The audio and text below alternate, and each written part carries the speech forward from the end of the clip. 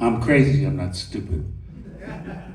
And when they asked me to do it, I said, absolutely not. I mean,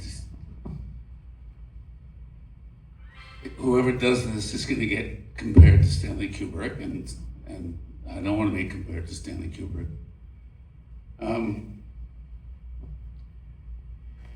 I then went back. This was 16 months before opening. It was nothing, and just a book.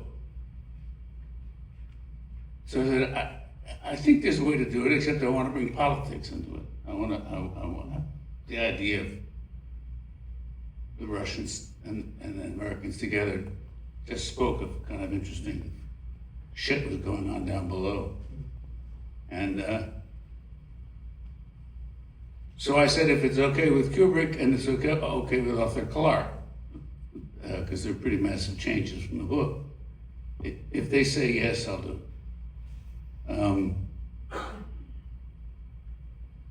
So a call was arranged for Kubrick.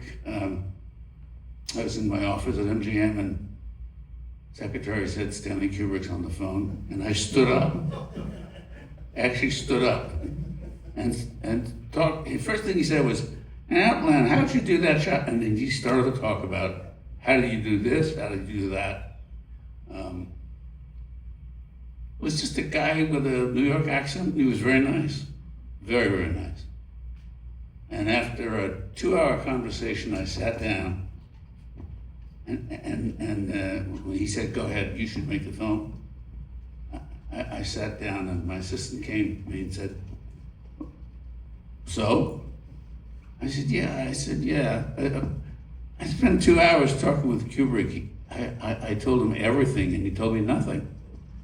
A couple of weeks later, I was sitting with Arthur Clarke, and I said, Arthur, what was the first time you met Kubrick? He said, well, we had a lovely 3-hour discussion in which I told him everything, and he told me nothing. So that's how it happened. And when you were talking to him, you didn't have a New York accent? My New York accent, no, he had a real good, you just, when you're talking to a god, it didn't strike me as a guy sounding like he was from Columbus Avenue. So what was your biggest obstacle during production? Well, it literally was 16 months from when they said they had to open it and they had to have a Christmas movie. So I said, well, I'm going to write it, and we're going to have to build while I write it, so that when I'm done writing, it's ready to shoot. This pre-production period is going to be during the writing period, and they said okay to that. They were kind of desperate at the time. There were two obvious problems. One is how not to be compared to Stanley Kubrick. And I thought the way to not be compared to Stanley Kubrick was to make a movie so unlike the first one that any comparison really wouldn't be fair. It's a completely different movie. Secondly, the chairman of MGM, right before I started shooting, sent me a folder, and in the folder were all the reviews from 2001. And everybody, and all these people who are calling it the classic and doing that, they hated it. They fucking hated it. And I went, okay, good. And I have a chance. And actually the film was very well received. Do you have any little anecdotes or anything from the production, either shooting or post or any? Well, again, this is 1984. And that image of Jupiter may be the first CGI shot ever. It was done on a Cray computer, which was the single most powerful computer in the private sector. it looked like something out of Star Trek. It was a series of platforms about 6 feet high, all in a circle. It was nuts. And it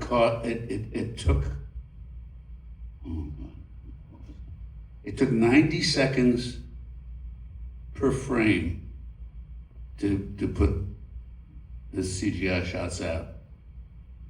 Richard Terrell, who was from JPL, was head of the Jupiter mapping mission for NASA. So he came and we got their maps. So every single cloud formation of Jupiter is in there, traveling in exactly the way each band traveled. It's actually accurate. 90 frames for 90 seconds a for frame. each frame? Is that a 35 millimeter? Is that how it was shot, or was it put onto a computer and then transferred? The output was printed on 35 millimeter, so I had negative. Okay. Any personal thoughts about it you'd like to say about it? Or not? You know, so Carol Reed, who was a great director, he did The Third Man and Oliver, and he said something, and I had it printed out, put it on my wall. It's been on my wall for 30 some odd years. He said, making a film is all fear and all heartache. Not making films worse. You must fail. So I can't look at something I've done. It's just too painful. So you've never watched anything? No. That's common of a lot of people. So. Once I can't change it. I mean, I see it 1,000 times before. Once the last frame is taken out or the last subwoofer sound is inserted, and I can't do anything, I'm done. No, it's too painful. I thought I when Capricorn 1 opened up, I was in England, and there was all these headlines about the picture opened up, and it was a big hit. And people were selling fake merchandise and doing all that shit around the theater. And I came home from England. I was making a film. I came home about the second week, and we lived in Westwood, so I went down. I wanted to see the theater. I thought I was one of the more talented young guys in movies. I thought I was pretty hot. And there are these lines. The 10 o'clock was sold out at 7 something before the 8 o'clock was sold out. It was just nuts. And I went to the manager and I said my name. He kind of genuflected. I was really talented. I was really gifted. And I walked in the back of the theater, and somehow or other people will a film to be a hit or not a hit. I never know why. Sometimes you go to see a movie that's a comedy and people are laughing and you go, I don't think that's funny. It's a hit. So the people had willed this to be a hit. I was now one of the more talented people making movies. Maybe the most talented. And the lights went down and the audience cheered. I don't think I exhaled. I was so full of myself. And I suddenly looked at it and I went, oh my God, they're gonna catch me. They're gonna catch me. And I ran out of the theater and I ran home, and I had this image of like a crowd with torches coming up the street, like out of a Frankenstein movie, that they were gonna catch me. It was a pretty stark realization to me that I wasn't quite what I thought when I walked into the theater. That was the last time I ever started to see a film of mine. How did casting go? Was there wish I had or didn't get or Say it again? casting? Well, a whole bunch of people were kind of approaching me. I was actually interested in Marlon Brando, and I remember going to the head of MGM and I said, "How about Marlon Brando?" And the guy said, "Was he going to play the obelisk?" I said, "No." He said, "It's 400 pounds." I didn't know. And I always liked Roy Scheider for the honesty of his performances, and it just got it. And so he offered it to him, sent him the script. He said, "I'm in," and he sent me the script with the script notes. And I said, "Get Scheider on the phone." I said, "Roy, you're not changing. I'm not doing that. So if you don't like what's on the page now, let's get somebody else." He says, "Oh, no." So we got Roy. You had a young Helen Mirren. Well, she sent me a cassette of her with a Russian accent, and it was good. It's one of those lucky films, I mean, because it was a bit of a celebrity at its time, where instead of running after people were running after it. Yeah. So casting wasn't difficult. Yeah, you had a lot of names, for sure. Yeah. Audience, anybody have any questions particularly you'd like to ask Mr. Hyams? Yes, sir, right here. Mr. Hyams, it's a pleasure to see you. Peter. This is the first time I've seen this film on the big screen since it first came out when I was 11 years old. Mm-hmm. And it was a big thrill. I saw it with my dad. My dad was not a Kubrick fan. I was. And he thought, he was worried he was going to be bored to death by this movie. And he actually found it very exciting. So, Thank you. and I really do think you made the right decision in making a film of your own, rather than simply trying to mimic Kubrick. I think it holds its own. I'm very curious to know what you think was the most challenging part during filming, logistically. Because, I mean, the fact that you put this whole thing together in 16 months or less, you're a bloody hero. You know, what do you think was like the most physically challenging, technically challenging part of the production? When the guys reach Discovery and it's spinning and they're on the big ball in the front, how to make it look like it was spinning around when it wasn't. And I did it by using 2 arc lights, one on both on cranes, separate cranes, and this one would go up like that, the second would beat it, and then go down. And by making the light go around them and up down, it actually looked like the thing was moving. And then I did turn the set sideways, so when they're inside, when they're inside, the set was sideways, and I had to refrigerate the part of the set where they were talking because I wanted smoke to come out of their mouths. It's probably the last of the grand old ladies of optical printing. You know that because it's not necessary now. It would be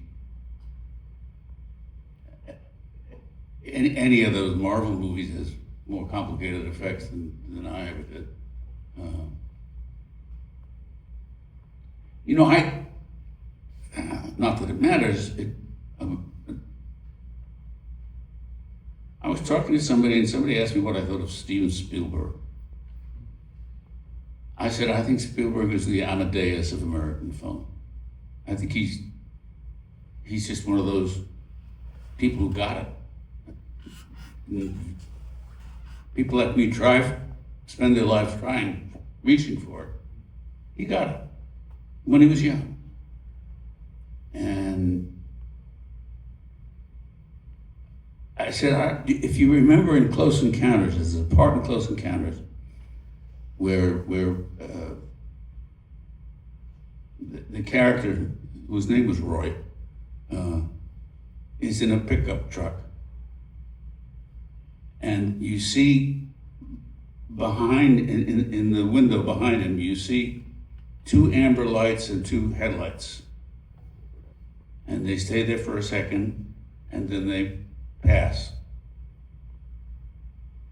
And then Dreyfus drops a map, or is looking for a map, I think. And he bends down and he's fuming around in the glove compartment, and 2 amber lights and 2 headlights come behind for a couple of seconds and then go straight up. I saw that and I just, you could have the biggest explosion in the world and it won't be as extraordinary to think of that. I went to art school from the time I was 8 years old. Going to art school, going to music school, is a process of training your hand to reproduce whatever you see, or to play what you hear. There comes a point where you can do it.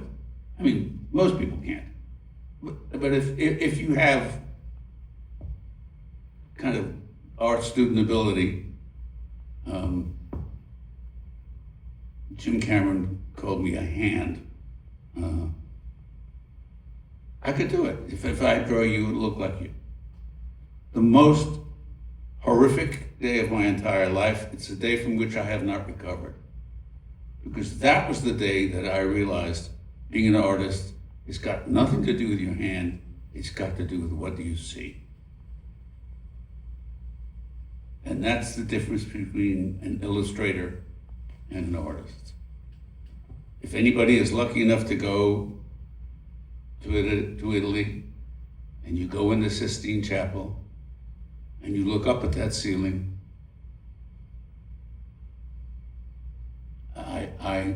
I'm a crier, so I wept. I did. Yes, the technical achievement of someone doing that it's astonishing, yes. However, that's not what it is.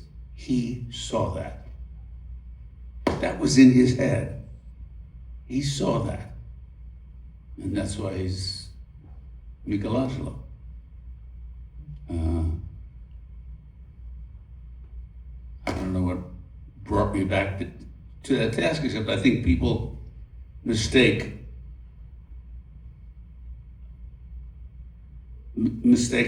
if craft for art, and anybody could do that thing with the lights. It's not hard to do,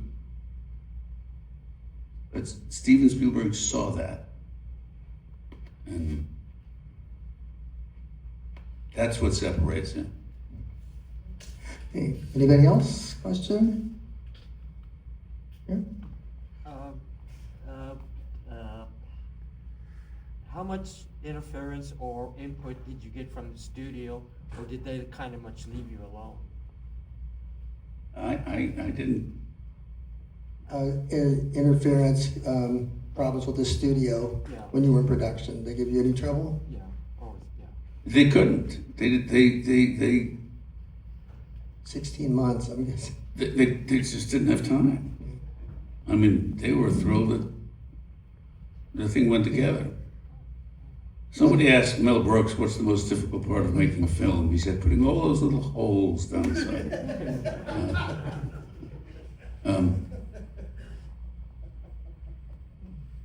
You know, the poet said, "A man's reach must exceed his grasp, lest what's a heaven for?"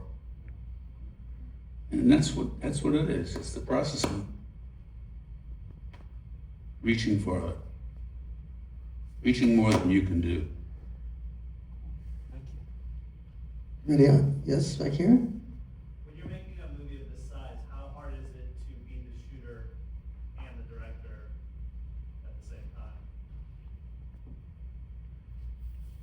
How hard is it to be what? Difficulty. The DP and the director Being on, a D- on a movie this size. It's actually easier. 'Cause no one's It's actually much easier. I instead of somebody asked me, becoming a cinematographer, and it took 9 years to get in the union. They did not like that at all. I may be the first. I mean, there have been cameramen who tried to direct. Most of them unsuccessful. One, Barry Sonnenfeld, quite successful.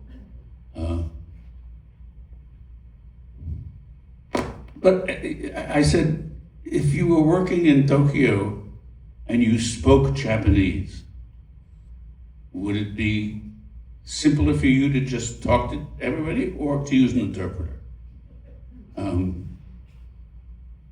So it's easy. It's easier. I see something. It ain't the Sistine Chapel. I see something, and I know how to get it there. And until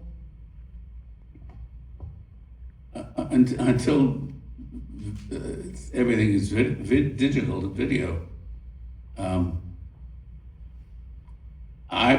I was an actual expert on a completely useless thing now, which was measuring low light levels, knowing the difference between something being 1.25 stops to 1.5 stops, 2.5 stops. I could do all that. Now it doesn't matter. Always wanted to work for somebody else as a cinematographer.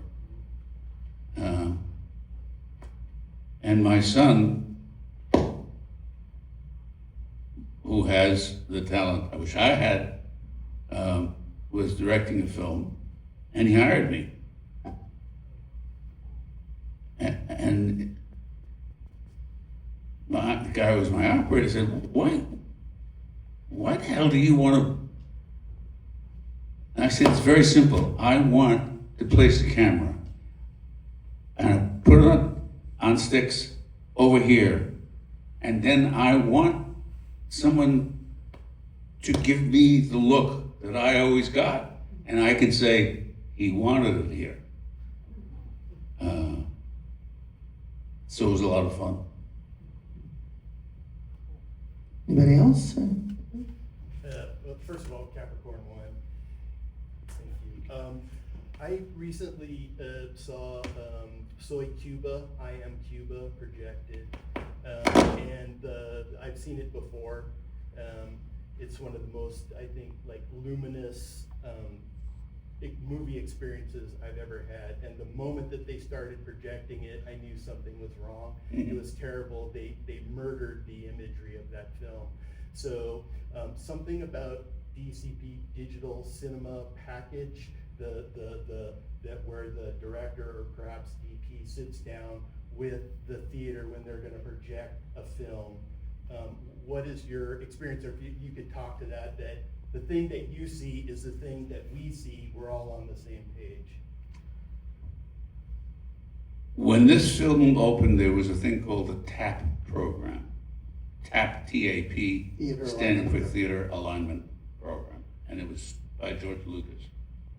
And we hired George Lucas. So it was one of the biggest 70 millimeter openings that the studio ever had. And they sent people around to align the theaters so that there was the right amount of light coming out of the projector and all those things. The Cinerama Dome was a toilet, as it turns out. It had the worst projection system possible. We had to replace everything. There was a guy who worked for Dolby named Larry. He was a Southern, a good old boy. He was Southern. And we had a preview, and he called me from Minnesota.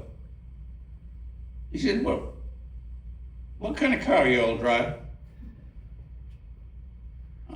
I said, what do you want to know? He says, what kind of car you all drive? I said, I have a BMW. He said, well, get your car down here, because that car's got a bigger fucking amplifier than this theater has. And it was a 1,500 seat theater, and it was like mice talking. They just, I really think that exhibitors don't care. The tap people were brilliant, and they forced the Cinerama Dome and all those things I mean, every 70 house, which you figure is good, it's not. No, it may be very different with digital projection, and it may be, I don't know. When it came to regular thing, I was making a film at Warner Brothers. I shouldn't tell this story. I was making a film at Warner Brothers, second day, and the producer, a lovely guy named Richard Roth, came up to me, his eyes the size of saucers, and I said, what's up, Richard? He said, the studio called, they want to see you, your dailies were black. You know, I had 2 light meters that there's silicone cells on them. I may do stuff that looks like crap, except that it's not black. He said, it's black. I said, okay.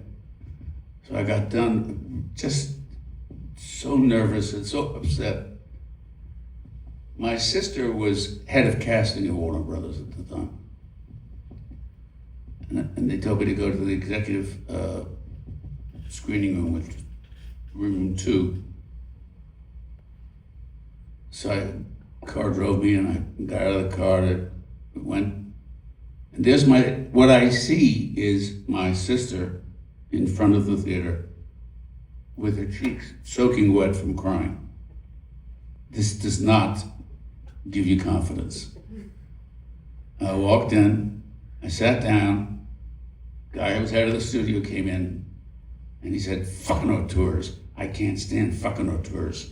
That's all I hear, fucking auteurs. Turn the lights down.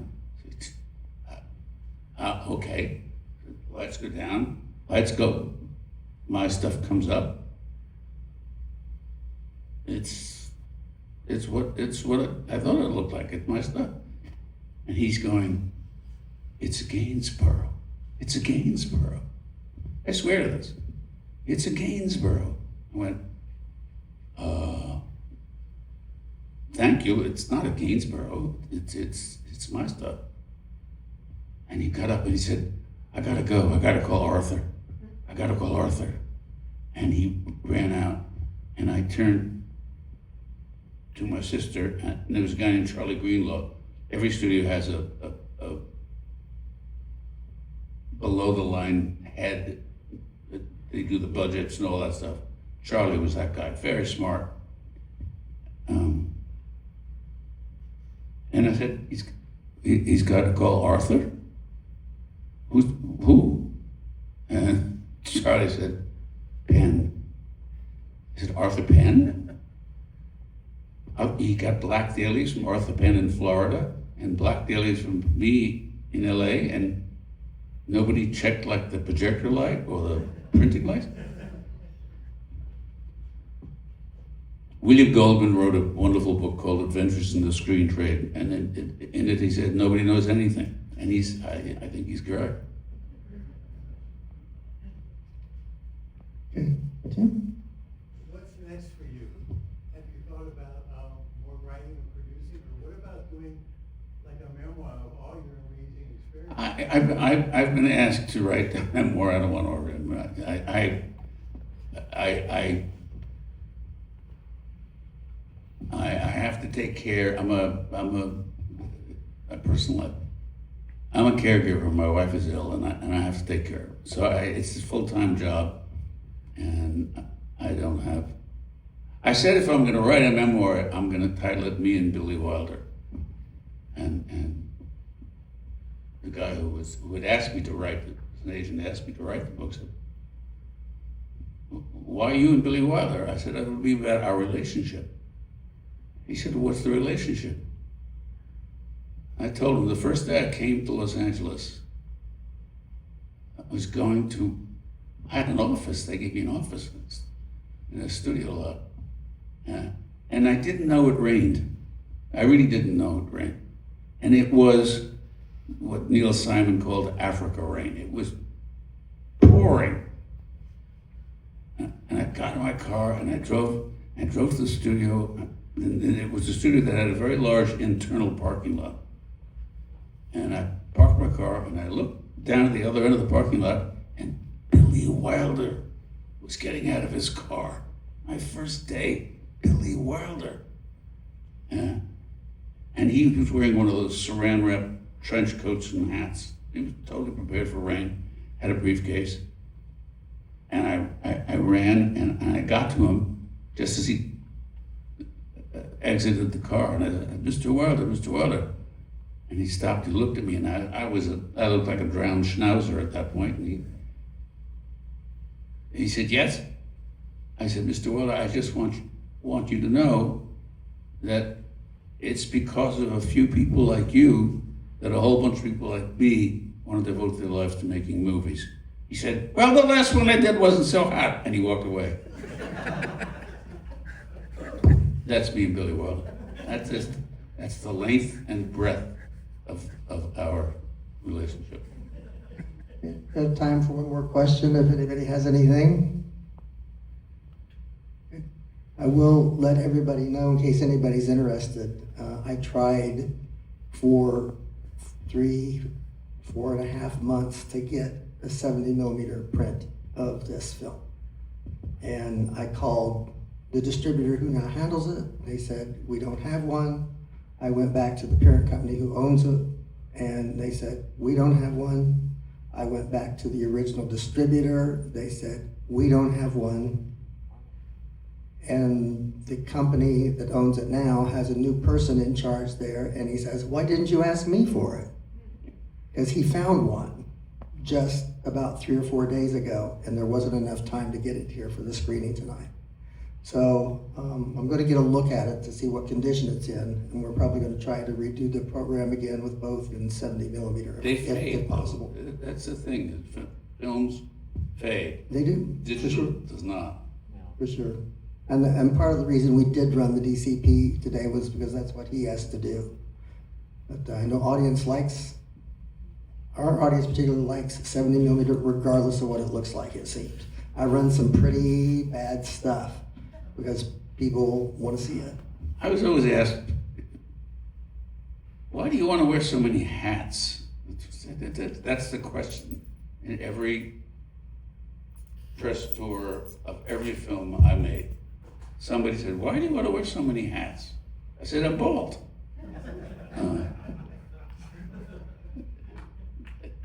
I don't know of another answer.